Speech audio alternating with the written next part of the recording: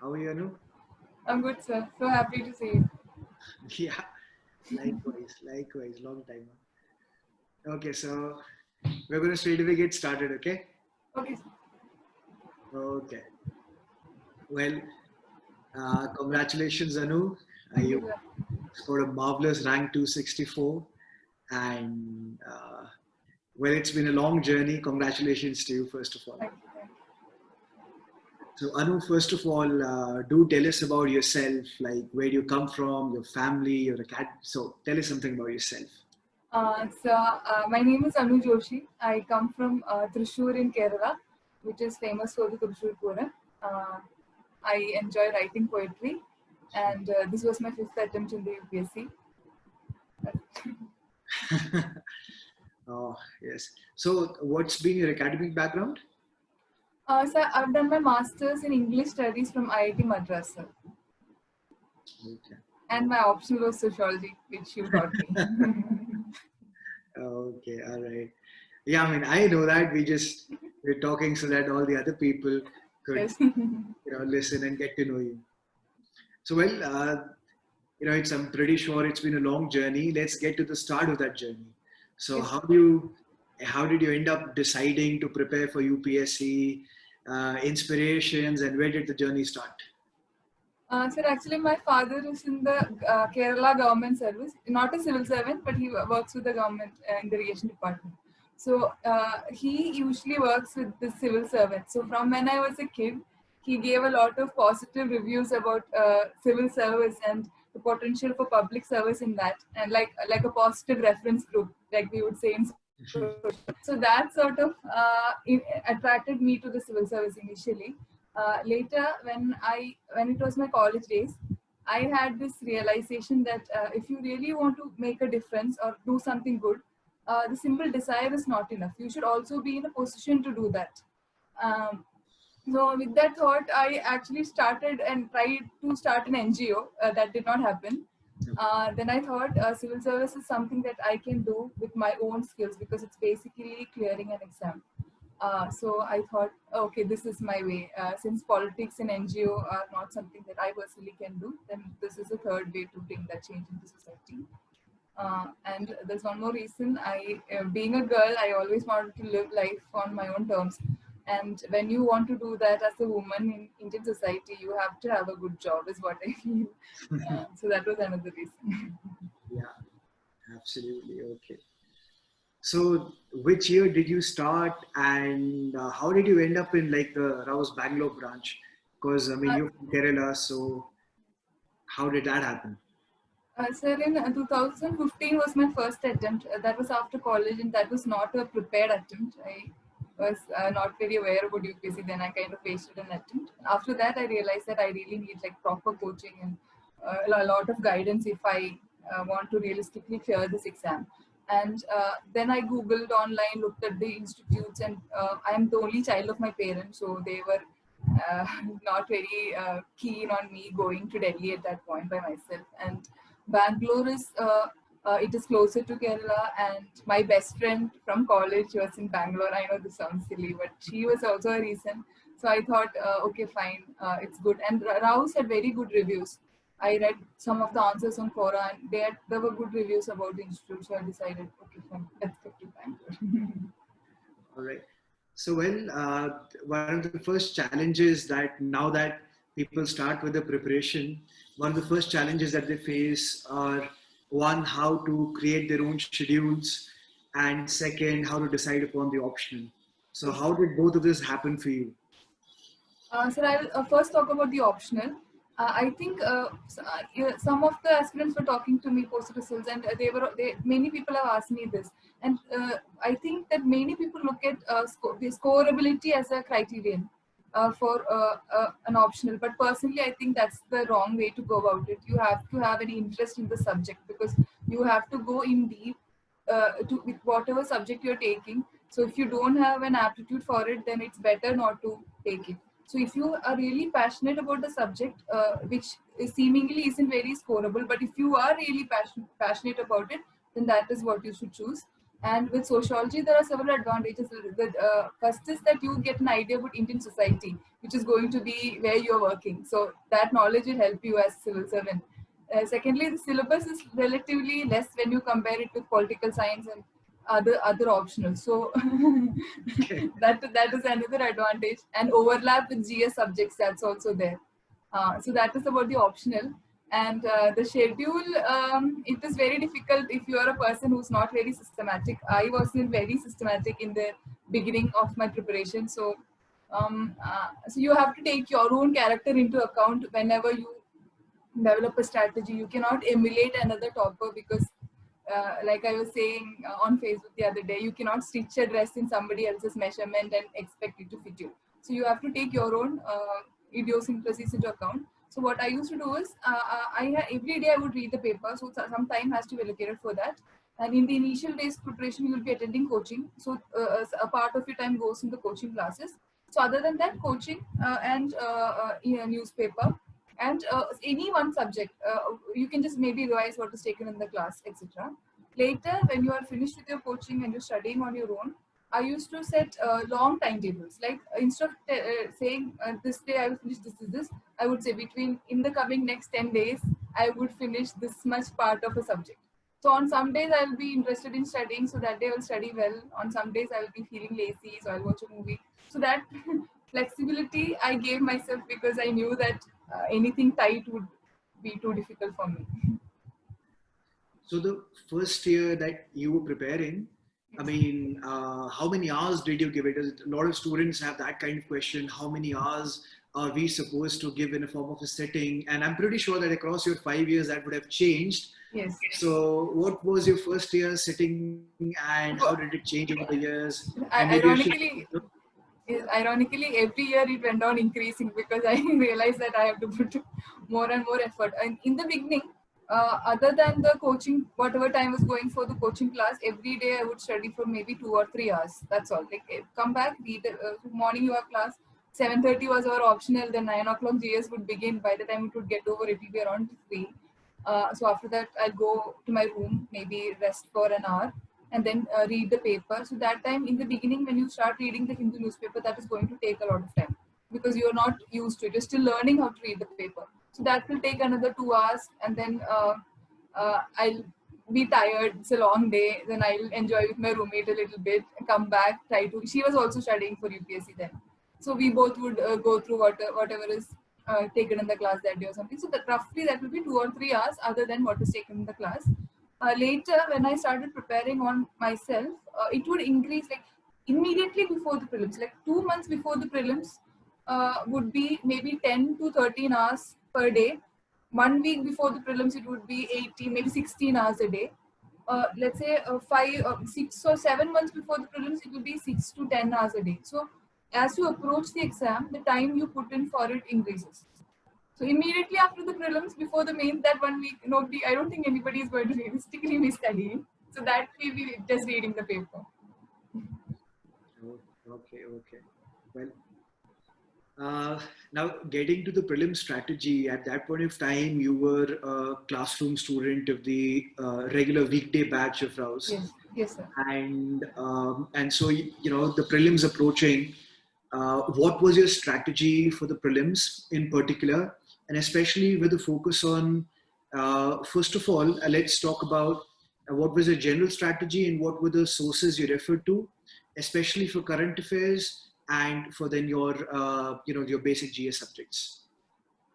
Okay, sir. So I will talk about my the strategy that worked for me, because it was a trial and error method. I tried a lot of things, didn't work, and finally I figured out what to do. For current affairs, my main source was two things: Hindu newspaper and Focus magazine of Rouse. So because when you read only the newspaper, there are several other newspapers. So everything you can't read. You can't read Times also. You can't read Hindu, Indian Express. So you should just stick to one paper, read it thoroughly, and rest of the data you get from any good current affair compilation. And I personally think because I've been doing this for 5 years, I've read like multiple current affairs compilation. I'm not naming other institutes, but among the lot, very sincerely, I feel that Rao's Focus is the best.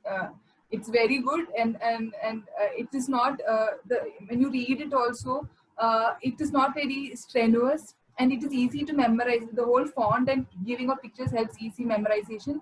And at the end of it, there are trial questions also, so you can estimate yourself. So after reading the focus, I'd go back, look at the questions, see, okay, I will, like, it helps you evaluate yourself. So that really helps. Um, Other than that, for current affairs, I think that's pretty much it. And whenever any important issue comes in current affairs, I would read about it on the internet, because but what UPSC is looking for is an interested inquisitiveness about the happenings that is around us. So it's not just going to be enough if I just read the paper in the current affair competition. You should actually develop a genuine interest in what is going on. So if there is something, let's say if there is coronavirus, I am actually curious to know what the coronavirus is, whether it has been there in the past. Why is it called the coronavirus? Why is it spreading so rapidly? So I would go and Google about all this and then read about it. So that inquisitiveness one must develop.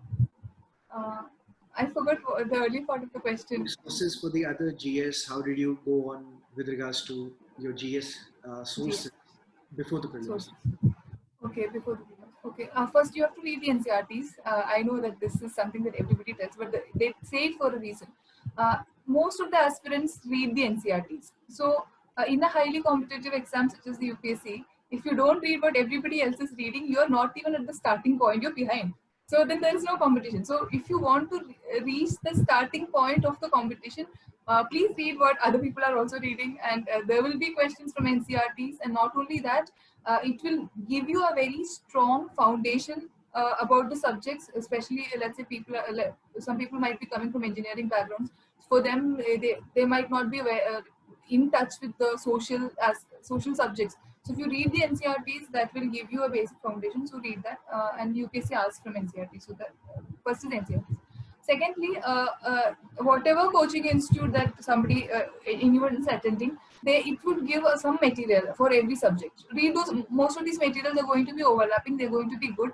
So read that. So that gives you a basic foundation. And then you have to use this newspaper as a pointer for what to study in GS. For example, if there is a volcano bursting somewhere in the Indian Ocean, there is a likelihood that that year for geography means you're going to get a question on volcanoes. So read that. If there is a big news about some social issue, let's say communal riot, maybe you might get a question in Indian society about communalism. So use these pointers and study. Most of my notes, I have used the Rao's class notes. Like for geography, I used Indrajit sir's notes. I found it very useful. And for Indian society and sociology, extensively I've used your notes and your hard work. And ethics also. A couple of other institutes also, like you just, when you are in the third or fourth year of your preparation, you just read whatever you can, because you reach a certain level of desperation. Absolutely. Okay. Anu, before the prelims, we often need to, especially now that the prelims is approaching, a lot of students right now are fearing that October deadline, and the prelims is approaching. And a lot of students, as soon as the prelim starts to approach, they start to think that maybe I should give it next year, right? Maybe this year my preparation isn't complete. And one of the only kind of ways that they can actually find some satisfaction is by giving tests, repeated tests, and then being able to evaluate that, are they near the mark or not. So with that kind of strategy, I mean, how did you approach the tests, and how many tests, MCQ based tests, did you give before the prelims, and how did that change over the years for you? I'm so glad you asked this, because earlier I had forgot to mention what strategy actually worked for me. So initially, what I used to do for prelims was like mug up as much as possible, study as much as possible, just study, store information, but that evidently didn't work. And the first time I cleared prelims was in my third attempt, and I went to the interview. It's my second interview.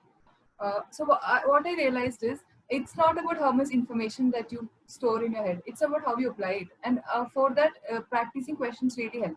Because earlier, my attempts of questions were very less. So what would happen is, I will go for the prelims. There will be 100 questions, maybe 40, 50, 30, 40, I will be knowing for sure. I'll mark those questions, guess a little more. So my attempts would be 60 to 70 questions in all.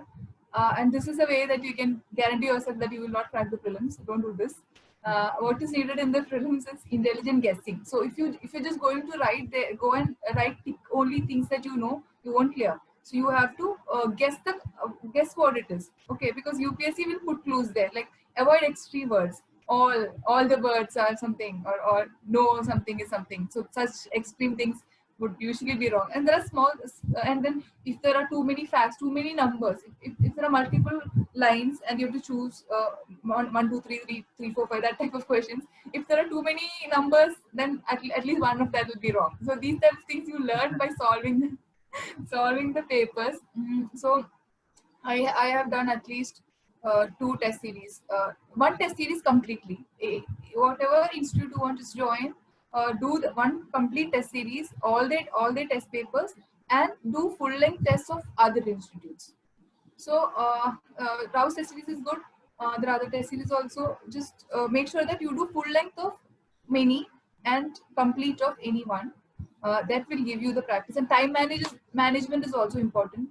Some people, if they go to prelims, the first question is difficult, second question is difficult, third question is difficult, they'll panic and they will not do the rest. So solving the papers really help you develop that perspective. So, I mean, how to manage time.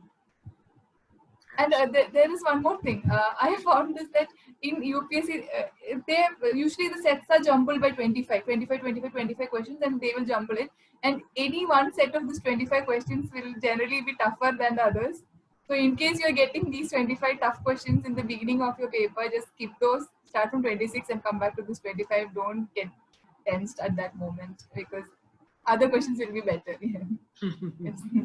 Yeah, absolutely.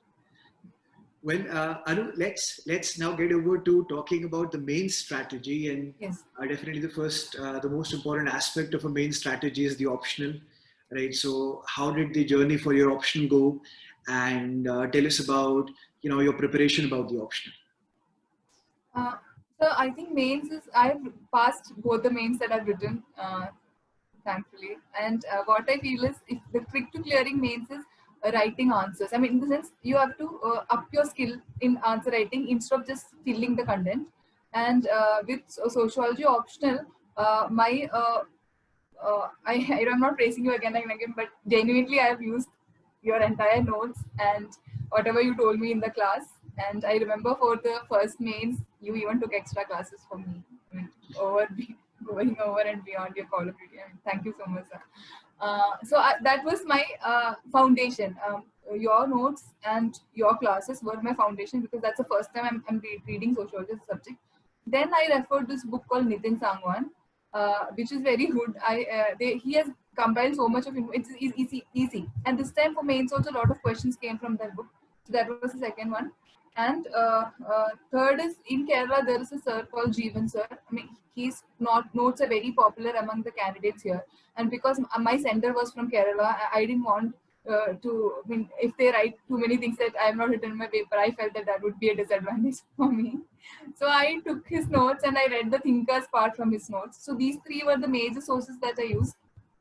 Then I have attended test series that was with a teacher called Rajita ma'am. Her test series was very good. I attended that also. Then for sociology, when you read the paper, there will be articles on social issues. So I had a separate folder. I mean, I'm old school. I don't use digital things much. So I actually cut the paper with the scissors and I put the articles in a file. So I used to collect sociologically relevant articles. There are writers like Sonal Desai and a few, Siv Vishwanathan. These are people who write in the Hindu and they write about sociologically important things. So I cut their articles and I used to store them. That also really helped. And writing previous year questions is very important. Look at the previous year questions. That is very, very important, because only then you know what you are up against. Otherwise, you're just blindly learning. This is my strategy for sociology. That was a great strategy. Strategy had a lot in it. Okay, so Anu, now this, the essay again is a very scoring part with regards to the main strategy. And how did you approach the essay? What was yours? I mean, did you have a special strategy for the essay? A lot of people are confused sometimes. So what was your approach? Sir, for this, my personal skill set was really in tune with the essay. So I don't know how much my strategy would be emulatable. I mean, is recommended for others. I basically write. Writing is my hobby. So I had that advantage. Like if somebody was going for a singing competition with a good voice, they have an advantage, and I had that advantage by God's grace. So I didn't do much writing practice. So if somebody is not comfortable with writing, my honest recommendation to them is that please write the essays. Please develop that. Because I already write, I didn't have to spend my time on writing part. I spent time on gathering part. So I read a lot of toppers essays. Aniti Turi Shetty's essays. That was very good. I read that, and then I realized that we need anecdotes, we need quotes, we need unique examples. So this helps also in ethics. So when you gather data for essay, that can be used in ethics also. So for what I did is I went through some last 10 years essay papers, discovered common areas they asked, like education, women's empowerment, some science and technology things. And I searched and took quotes and examples which I can quote in everything, and I collected it in a book and revised it before my essay. I didn't write many essays. I only wrote it for test series when I was giving the test series. But for other candidates, I would strongly recommend that they should write the essay. And another thing is, initially in my first mains, when I wrote the essay, somebody advised me that don't use flowery language, don't do that. I mean, that won't help you. So I toned down the language a lot. And but at the same time, there was another candidate, Kavya. She's also from Rouse IS, and she writes really well, and she uses a lot of flowery language. And she used that in her essay, and she scored 160, and I scored 140. So I realized that that is actually an advantage. So if you are a flowery language type person, feel free. Let your talent be shown. Yeah, don't restrain yourself. Oh, nice. Yeah, well, I'm going to start using flowery language. Use flowery. And not in the GS, but in essay, feel free, because most of the people who are correcting, I guess, will be English professors, and floweriness is something that would not put them off, I guess. Let's say when this time's mark list is not out, so I don't know how it has worked for me, but after the marks come, I'll be able to judge. Absolutely. Absolutely. Now, Anu, with regards to this, with the GS subjects, with regards to your main strategy. So first of all, now the sources, especially with regards to your revision part, when you were in your final phases of preparation, right before the mains. And so I guess you've referred to the Compass series and you've referred to other sources. Yes. Right? So how did that work out for you? Sir, Rouse Compass is a very good source because it gives you a lot of crisp information about the recent happenings. We might not, when you are preparing that 3 months in mains preparation, we won't be getting time to make notes at that point. I mean, before prelims, whatever notes you've made is going to be with you, but in that 3 months, you're studying too much, you can't make notes. So that is provided in the Compass. So that was very helpful. And for the other GS things, my suggestion is that please read the syllabus. Nobody reads the syllabus. Everybody reads Lakshmikant, everybody reads Vipan Chandra, everybody reads all the other amazing blah blah blah, but nobody reads the syllabus. Please read the syllabus. That is the first thing you should read. And what I did is, in the syllabus they have specifically given the terms. So like for everything they have given terms. So for pick all these terms, get at least 5 points. You can write in any given term 5 points. Some statistics, something to write. So that this is the best way, because UPSC will ask from the syllabus. So every topic you already have learned 5 things to write. If you don't have anything to write those 5 things, and that will help. Because in the mains, out of the 20 questions, maximum questions that we are prepared for is going to be 11 or 12. 8 questions you have to write there. You won't be knowing anything. I have invented answers, and it's kind of like a creative writing exercise with some, put some like add some garnishing. So that way, if you go by the syllabus and prepare these five points for every topic, it will help you in these questions that you don't know. That's what I felt. Absolutely. So with regards to the question answer writing that we do for the mains, yes. Now, did you start the question answer writing before the prelims itself, especially for the first year? And how many questions were there that you were practicing every year? I mean, before the mains. So how many questions were you writing? How much time were you dedicating to that? How many mocks did you give? Sir, my first year, I consider it to be my year of my blunders. So I, I will give the right strategy, not what I did in my first year. The best thing to do is write answers before the prelims. People just generally they have very short-term approach to the UPSC. People are focused on clearing prelims, but we have to clear UPSC. Prelims is only the level one. Nobody's going to give you an award if you clear prelims. You have to clear. It's a long run. It's like a relay. So what I did is till about January, this time till about January, I and my friend from Kerala, she and I, both of us were writing answers from previous year questions. So when you're preparing for means, give test series. That time you write test series. Before that, write previous year question because UPSC has a certain type of question that it asks. This really works for ethics. So if you're preparing for ethics, please do this because in GS current affairs is going to come. So there will be variation, but for ethics this really helps. So me and she used to sit. We should take questions. We both would write answers, time it. Try to finish an answer in 6-7 minutes, and then we would compare each other's answers. So it's very good if you have a good study partner.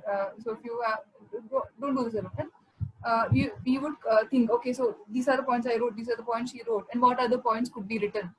So that really helps. So you have to do this exercise. That's what I felt. Let's get over to the interview now, Anu. Yes. Right. So you've been in interview what, like 2 times in total? Yes, sir. And do tell us, so how did you prepare for the interview the first time and the second time? And how did that go differently for you, the interview both the times? So what was the interview like for the first time and what was the interview like this time?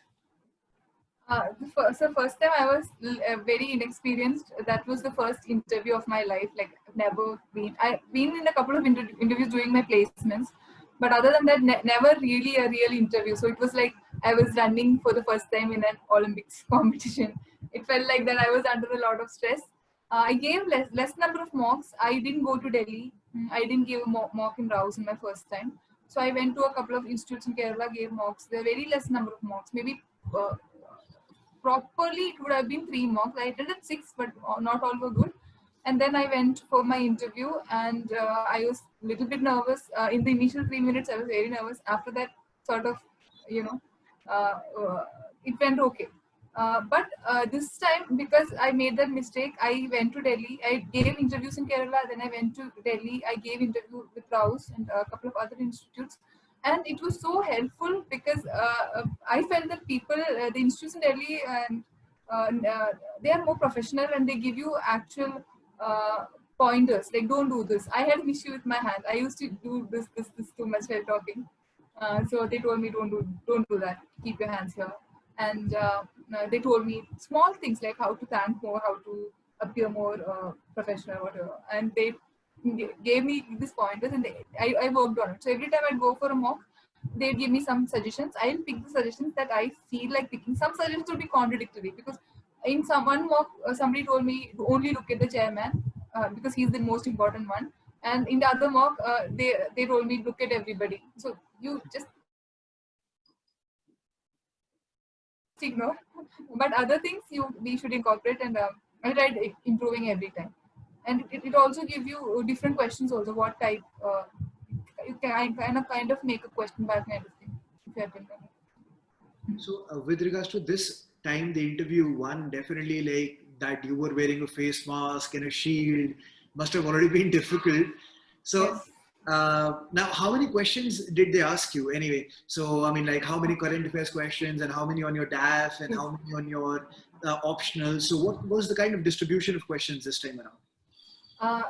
Sir, with the mask and it fogs up when you keep the face shield and the mask and the gloves.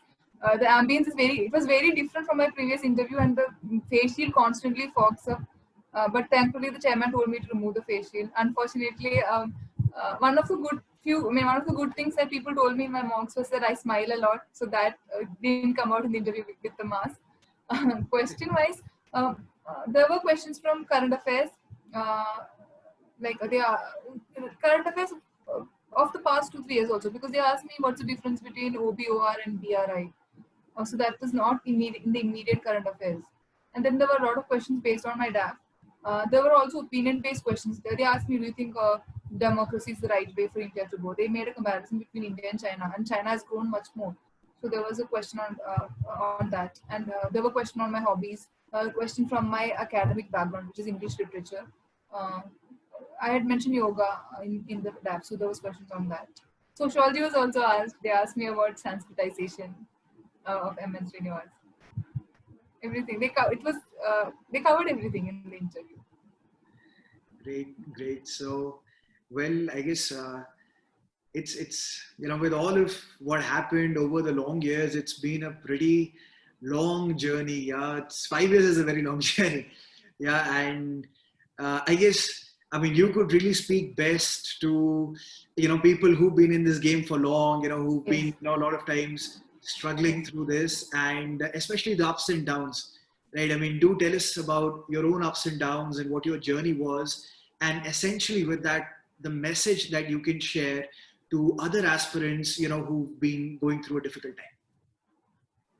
So there are a lot of aspirants like me who are giving this for the third time, fourth time, fifth time, and it is really not easy because most of the people who come for this UPSC, they're from good academic backgrounds. They would have done well in their school and college days. So when you repeatedly fail in this exam, it puts you in a lot of self-doubt. Your self-esteem is questioned, and your family also, like after a point, maybe after your third failure, they also give you other options, like if you're a girl, get married, if you're a boy, go for some other work. So it's like there's a lot of social pressure, and I feel that there is a kind of social distancing that we do when we fail.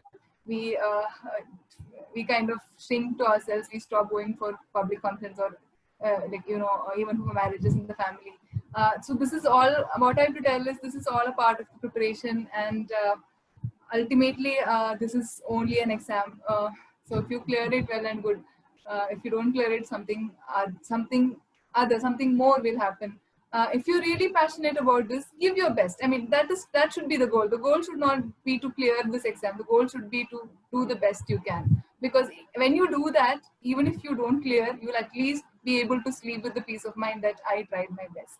I mean, for me personally, there was so much pressure on me. I even put on a lot of weight because of stress eating. I mean, then this year I told myself, this year I'm just going to be easy on myself and be happy. And I did yoga. I did a lot of diets. I lost my weight. Got my mental frame in a good place where I was happy to be where I am. So it is very important that you are happy, even if you're repeatedly failing in UPSC. Please be happy. That will help your preparation. If you will be able to study better if you are not stressing yourself out. That is one thing.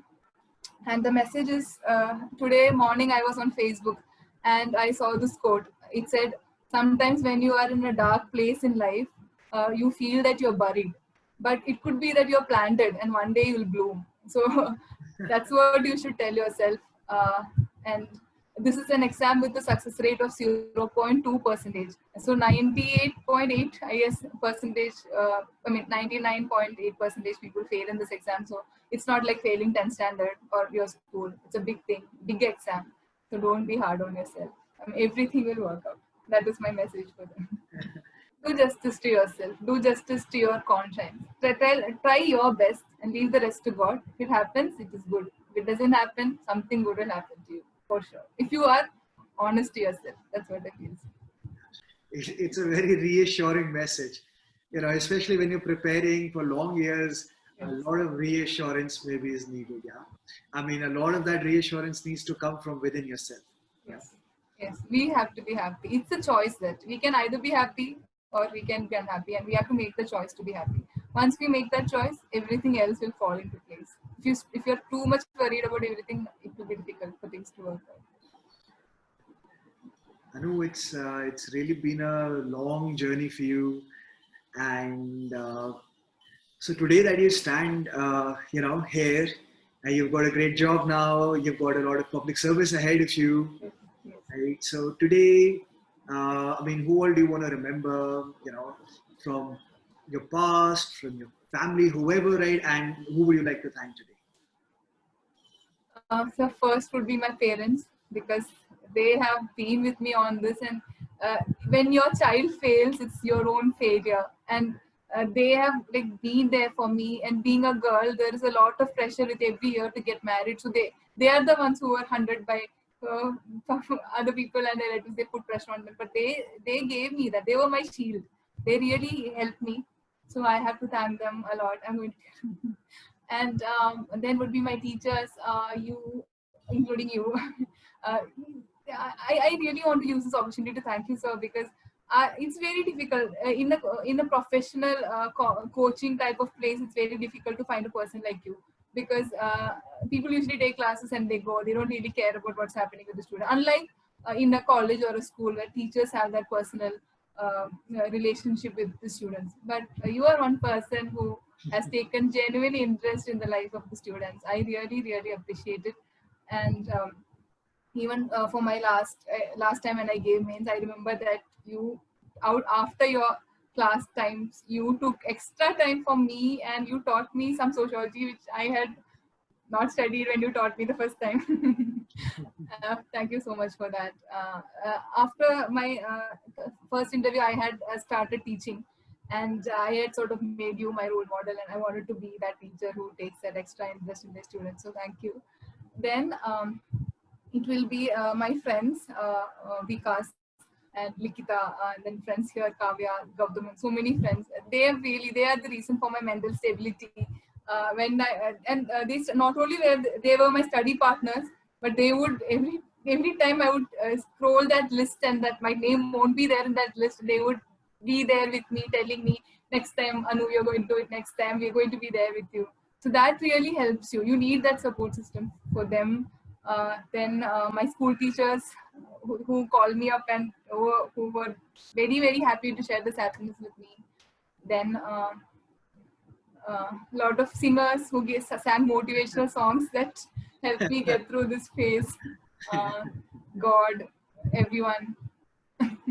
I've said thank you so much, because I feel that my victory is not my victory. It's just there is so much sacrifice, sweat, and blood of so many people who are with me that has helped me get to this point. So thank you to all of them.